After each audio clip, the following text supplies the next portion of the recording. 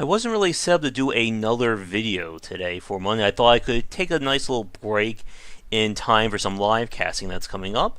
But some really big news dropped today that is not only too big to ignore, but represents one of the more, I guess, darker sides when it comes to game development. And that involves a piece with publisher and developer Starbreeze. Starbreeze has been a developer slash publisher that's been around now for quite a while. Older fans probably know them for their work they did on the Chronicles of Riddick franchise, that quasi-stealth action series starring, of course, Vin Diesel. But very more recently, they became the publisher for Overkill Software's Payday. The first Payday was a good but albeit limited success, and Payday 2 became a blockbuster for them, with the game having over 5 years of post-release support, annual events, Payday Con. It became one of their best, or actually, as we're going to talk about, it became their best-selling hit, and propelled both Overkill and Starbreeze to a new level of stardom. Unfortunately, that was all pretty much a smokescreen, and to this Eurogamer article, which I'll be posting a link to down below and should be going up somewhere above, things have not been good for the company. And as of right now, they are pretty much on life support. And this is a very shocking turn of events for people from the outside. From people living there and being a part of it, it sadly wasn't that big of a surprise. But to summarize the story or give you guys the Cliff's Notes version, the company itself has been going through money like nobody's business. They bought up new engines, they tried to invest in VR, and they heavily pushed for games such as Raid World War II and Overkill's The Walking Dead. Chances are most of you watching this right now have no idea what those two games are, and that's for very good reason. Neither of them were any good in terms of reviews. Raid was just decimated in terms of review scores, and they said that at one point they had concurrently 20 players online playing it. And Overkill's The Walking Dead, despite the name attached to it, just did not even manage to live up to any measure of expectation. And the article itself describes kind of the fall of Starbreeze being attributed to the co-founder, Bo Anderson. Bo, along with his brother, they basically ran Starbreeze for some time, and there was a big falling out as Bo's ambition continued to grow. And unfortunately, it definitely seems like he reached further than he could grasp, in a matter of speaking. And as of this November, he was kicked out of the company by the board of directors, and has kind of disappeared from public eye since then, despite the office being raided for alleged, and actually has been confirmed, insider trading. And there's a lot, and I do mean a lot, to unpack, and probably what we will be unpacking throughout 2019. But the reason why I brought this up for this video is that this is a really good example of one of the darker sides when it comes to game development. And not only that, how these issues can really just, poison the well when it comes to a company. So from the outside, myself and I'm sure everybody watching this right now knows what Payday 2 is, and was as well. Again, this was a breakout hit, and according to the article, this was pretty much the only thing that was making money for Starbreeze and Overkill. And taking that money and basically throwing it at all manner of licensing. They got, of course, John Wick, Hardcore Henry, multiple voice actors, the events, you name it. This all put a severe drain on their finances. And now, in retrospect, it kind of makes the whole loot box safe cracking microtransaction system they wanted to add. I want to say that was 2017, maybe early 2018. I'm sure somebody who's been following the game more closely than I am will have that exact year. But it makes that announcement seem a little bit more relevant, considering how much money troubles they were having behind the scenes. But when it came to Starbreeze and Overkill, a lot of people describe the atmosphere, being very bombastic, with Bo promising multiple things, saying we can do all of this great stuff. It's going to be an amazing time, and of course, not delivering on that. But when it comes to the game development or running a studio, this is a pitch perfect lesson, what we've talked about before, and why I'm making this video on it. And that is, one successful game does not make a studio. I've said this before, I'm saying it now, and will probably say again in the future. But again, many people, both from the journalistic side and the consumer side, see when a studio has that one big hit, your Five Nights at Freddy's, your Stardew Valley, Undertale, etc., and say, this studio's going places. You just made this amazing game, and you can do no wrong. And it's very easy to think that. Because as we've said, when you've had that breakout hit, things change. You're no longer the same AA, AAA, or indie developer that you were before. You have clout now. Again, Mojang with Minecraft being a perfect example. They basically got the same license to print money that Blizzard has been holding on to with World of Warcraft for so many years. The game has had multiple expansions, platform releases, exclusivity. They were bought by Microsoft. There's a Telltale story. I think it's even available on Netflix. People have written books about it. There's been classes and so many more things surrounding that one property that, again, from the outside, you would think they can do no wrong. Except that their second game, Scrolls, is gone. It tanked, and it tanked hard. Now, again, though, with Minecraft, they're not exactly going to be running out of money. And like we've said, you can't expect every game you're going to make to be the next Minecraft or Five Nights at Freddy's. However, when the studio either goes all in on a second or third idea, or they just cannot keep the momentum going, it leads to these massive issues. With Overkill and Starbreeze, like we've said, Payday 2 was a huge success for them. However, that huge success also came with additional work. They were putting out updates, DLC, the promotional deals, the Crime Fest, the Payday conventions, etc. And all that money has to come from somewhere. Now, that wouldn't be a problem if Starbreeze had additional successes on their belt.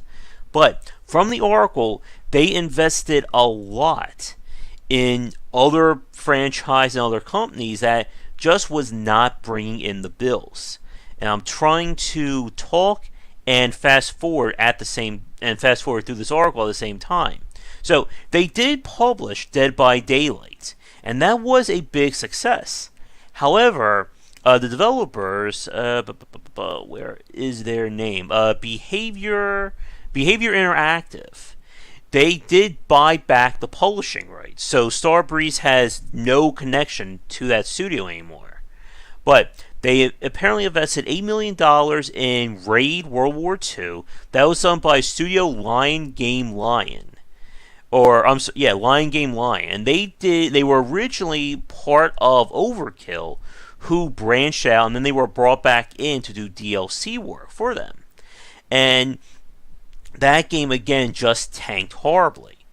But they also invested about £6 million to buy the Valhalla game engine. And that was going to be their bread and butter going forward. And that was in 2015. And that failed entirely because nobody knew how to work with it. And they eventually switched to Unreal. And then in June of 2015, they bought a VR engineering firm, Infinite for $2 million to again invest heavily in VR.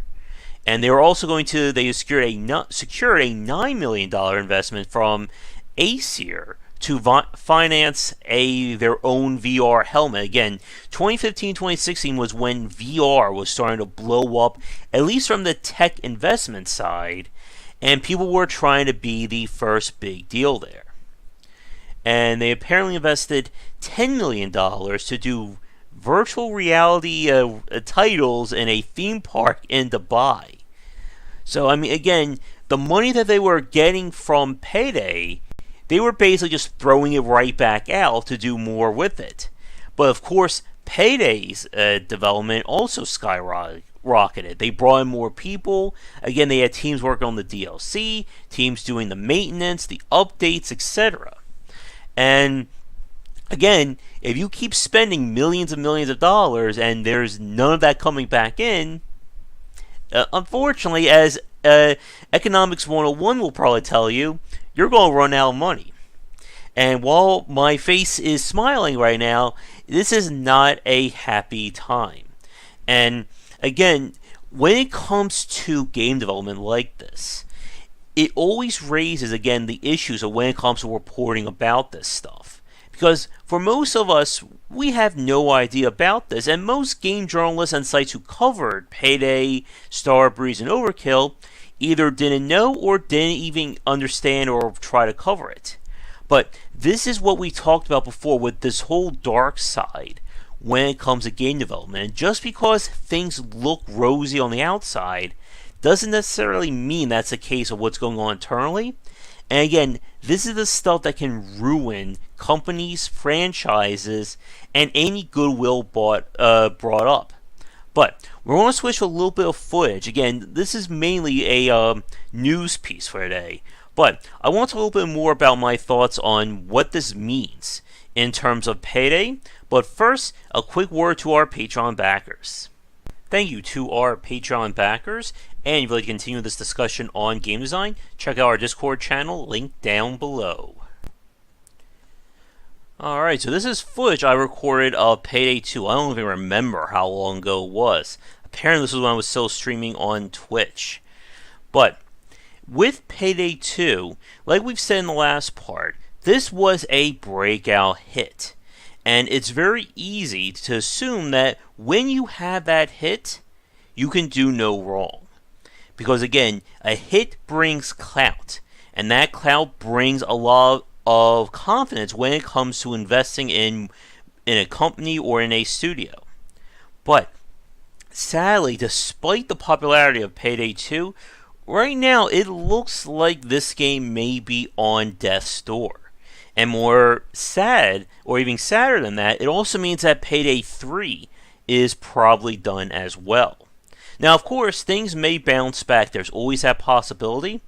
But in terms of what was going on at Overkill and Starbreeze for this past decade, that well is kind of tainted at the moment.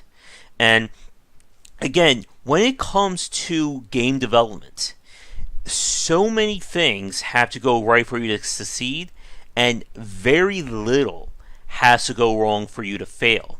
Now, for most of you watching this right now, I doubt you're going to run into a situation of issues of insider trading and shady deals as a reason why your studio is going to run into trouble.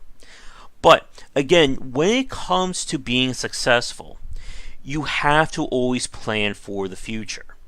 And when that doesn't happen, it can easily wreck a company. And with Starbreeze and Overkill, like we've said, the success of Payday gave them a lot of opportunities, but it also meant that they were throwing a lot of that away. And just because you have that one breakout amazing game, while that certainly helps you, and it certainly aided them, you cannot live off of that forever.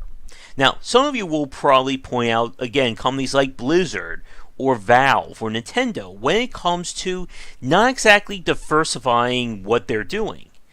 But again, they are more or less exceptions to that rule. with Blizzard, again, while they have certainly earned more money than we will ever imagine with World of Warcraft, they of course work with other games and they have other things going on. The same goes for Nintendo, and obviously Valve may have only released Half-Life 2, or we could say Left 4 Dead 2 lately, in terms of their big successes, but they have that little thing called Steam as well. But you cannot just throw money around, even if you are doing really well at the time, because those times don't always last forever. It's the same thing we could easily attribute to people on YouTube and Twitch. Big name YouTubers who think that because they are popular now, that that's going to last forever. It doesn't always end up like that. And for the people who go all in, whether it is on YouTube, at Twitch, or making a game or studio, if you don't plan ahead or if you are unwise with your investments, that will come back to bite you. Because you can only have a safety net for so long before it drops out from underneath you. Now, with the news surrounding Overkill and Starbreeze, like I said, I am definitely sad to hear about it. But again, it's one of those things similar to Telltale, where from us on the outside, this sounds like some shocking revelation, like a soap opera twist. But unfortunately, when it comes to this kind of stuff, it usually goes on for a very long time, and we're just hearing about it now.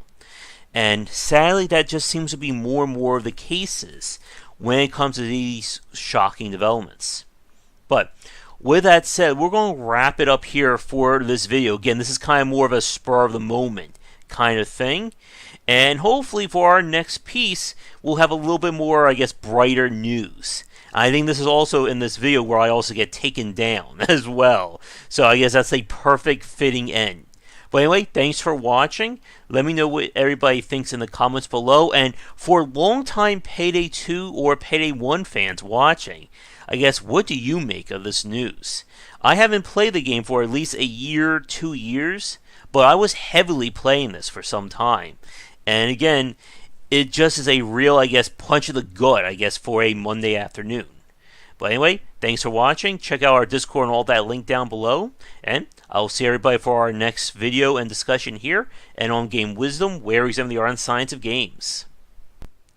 If you're looking for another book about game design, be sure to check out my first title, 20 Essential Games to Study, out now. Thanks for watching the video. If you enjoyed things, be sure to do all the liking and subscribing that the kids are doing these days. Check out our Discord channel link down below where we hang out and chat game design, and come back later tonight for our regular streamings. But that's it, and tune in for more great content here and on Game Wisdom, where we examine the art and science of games.